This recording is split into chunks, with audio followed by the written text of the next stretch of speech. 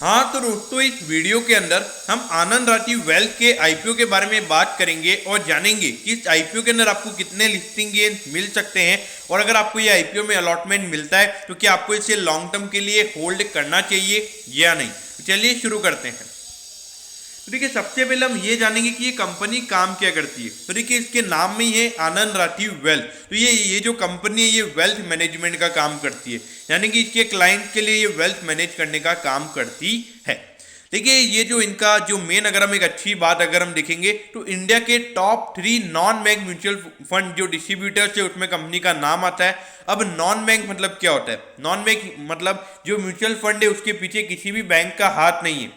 जैसे अगर आप देखोगे HDFC AMC है तो उसके पीछे HDFC बैंक का हाथ है। तो अगर उनका सीधा HDFC बैंक के साथ वो म्यूचुअल फंड डिस्ट्रीब्यूट करते हैं तो ये उनके लिए इजीली हो जाता है। लेकिन ये जो non bank mutual fund distributors होते हैं इनके लिए थोड़ा डिफिकल्ट होता है, और वहां पर अगर टॉप 3 में कंपनी का नाम है तो ये काफी अच्छा है।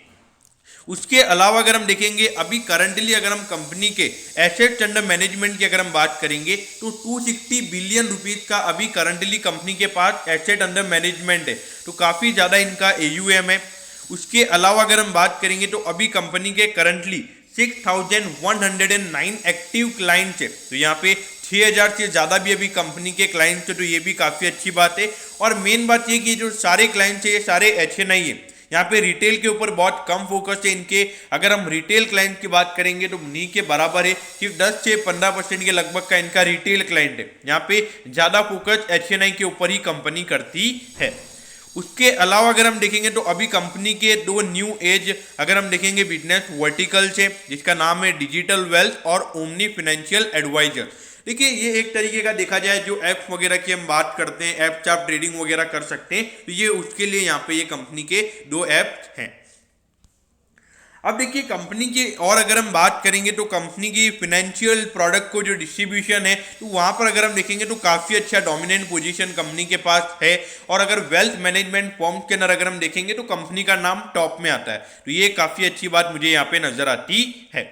अगर हम देखेंगे तो अभी करंटली 11 सिटीज के अंदर कंपनी का प्रेजेंस है। ऐसा कुछ है नहीं है कि वो आने वाले टाइम पे अपने प्रेजेंस को बढ़ाना चाहते हैं, ऐसा कहीं देखा नहीं है। लेकिन यहाँ पे मेन फोकस HNI का जो सेगमेंट है उसे बढ़ाने में ही कंपनी का फोकस हमें यहाँ पे नजर आता है। अब यहाँ पे कंपनी की कॉम्पिटिटिव स्ट्रेंथ के बारे में अगर हम बात करेंगे तो देखिए, जो HNI सेगमेंट है उसके ऊपर यहाँ पे कंपनी का मेन फोकस है।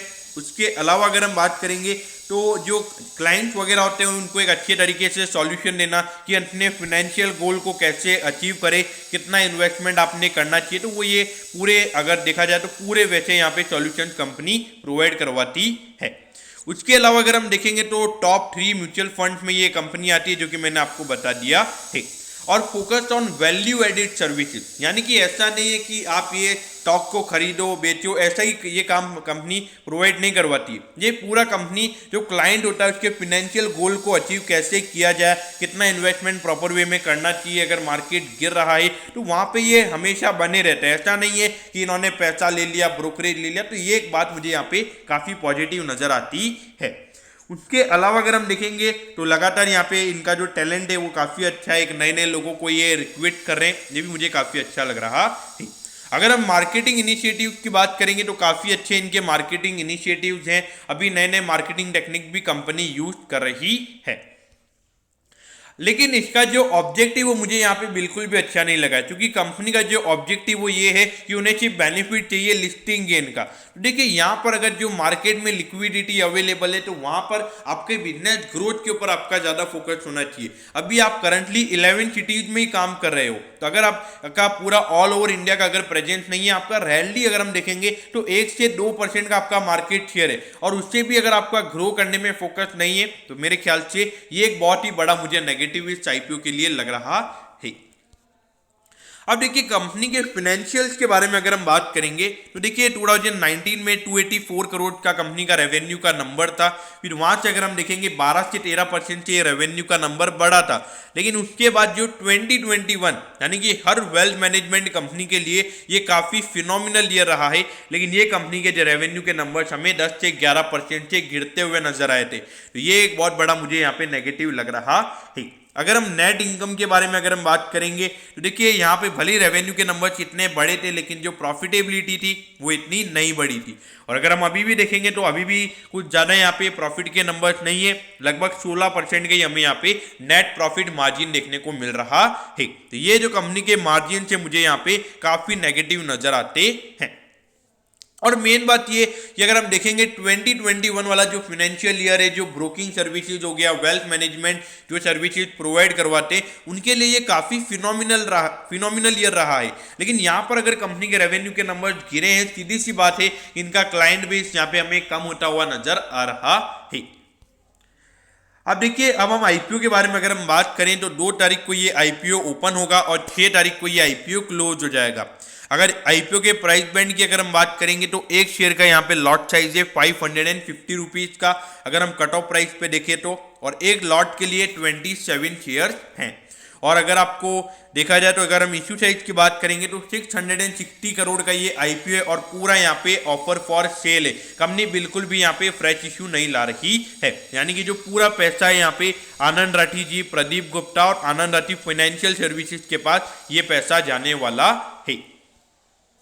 अब अगर हम इसके अलॉटमेंट डेट की अगर हम बात करेंगे तो 9 दिसंबर को आपको पता चल जाएगा कि आपको अलॉटमेंट मिला है या नहीं। अगर अलॉटमेंट नहीं मिलता तो 10 दिसंबर को आपके डीमैट अकाउंट में शेयर ट्रांसफर हो जाएंगे और 10 तारीख को आपको रिफंड मिल जाएगा और 13 तारीख को आपके डीमैट अकाउंट में शेयर ट्रांसफर हो जाएंगे अगर आपको शेयर अलॉट होते हैं तो, और 14 दिसंबर को ये आईपीओ लिस्ट हो जाएगा। अब अगर यहाँ पर अगर हम बात करेंगे तो 14,850 रुपये आपके पास मिनिमम होने चाहिए अगर आपको एक लॉट के लिए अप्लाई करना है। मैक्सिमम आप 13 लॉट के लिए अप्लाई कर सकते हैं जिसके लिए 1,93,050 रुपीज़ लगेंगे। अगर आपको 2 लाख से ऊपर की एप्लीकेशन लगानी है तो मेरे ख्याल से आप HNI कोटा में एप्लीकेशन लगा सकते हैं। अब यहाँ पे वैल्यूएशन की अगर हम बात करेंगे तो देखिए लगभग 10 से 11 का कंपनी का अर्निंग पर शेयर है, तो इसके हिसाब से अगर हम प्राइस टू अर्निंग रेशियो की अगर हम बात करेंगे तो लगभग 50 का कंपनी का प्राइस टू अर्निंग रेशियो आता है जो कंपनी का कट ऑफ प्राइस है। तो देखिए यहाँ पर जो वैल्यूएशन है वो काफ़ी एक्सपेंसिव है। देखिए अगर हम एंजल ब्रोकिंग की अगर हम बात करेंगे जो कि अभी देखा जाए 2021 में उन्होंने काफ़ी अच्छे से परफॉर्म किया है, वो भी एक एसेट मैनेजमेंट कंपनी बन चुकी है, एक वेल्थ मैनेजमेंट कंपनी भी वो बन चुके हैं। तो देखा जाए तो वो कंपनी अभी 20 के पी पे ट्रेड हो रही है और ये कंपनी का वैल्यूएशन आ रहा है सीधा 50 पे। तो देखिए यानी कि अराउंड 2.5 टाइम्स पे यहाँ पे कंपनी अपना इश्यू लेकर आ रही है। यहाँ पे जो वैल्यूएशन है काफ़ी एक्सपेंसिव मुझे यहाँ पे नजर आता है। अगर नेट एसेट वैल्यू की अगर हम बात करेंगे तो ये नंबर है 58.47 पे, तो यानी कि अराउंड 9 टाइम्स पे यहाँ पे कंपनी का प्राइस टू बुक रेशियो निकल कर आता है। देखिए यहाँ पर अगर देखा जाए तो ये जो वेल्थ मैनेजमेंट कंपनी है इसके फंडामेंटल्स इतने कुछ अच्छे नजर नहीं आ रहे हैं और जिस तरीके से आने वाले टाइम पे जो एएमसी बिजनेस के अंदर जो कंपटीशन हमें बढ़ता हुआ नजर आ रहा है और जो 2021 में कंपनी के रेवेन्यू के नंबर कम हुए हैं, तो यहाँ पे ऐसा नहीं है कि कंपनी कोई अच्छी ग्रोथ दिखा रही हो तो उसके हिसाब से ये वैल्यूएशन जस्टिफाई हो, तो उसके हिसाब से भी ये वैल्यूएशन बिल्कुल भी जस्टिफाइड नहीं है। तो इसीलिए एक long term point of view से अगर देखा जाए तो मेरे ख्याल से डेफिनेटली आपने यहाँ पे अप्लाई नहीं करना चाहिए।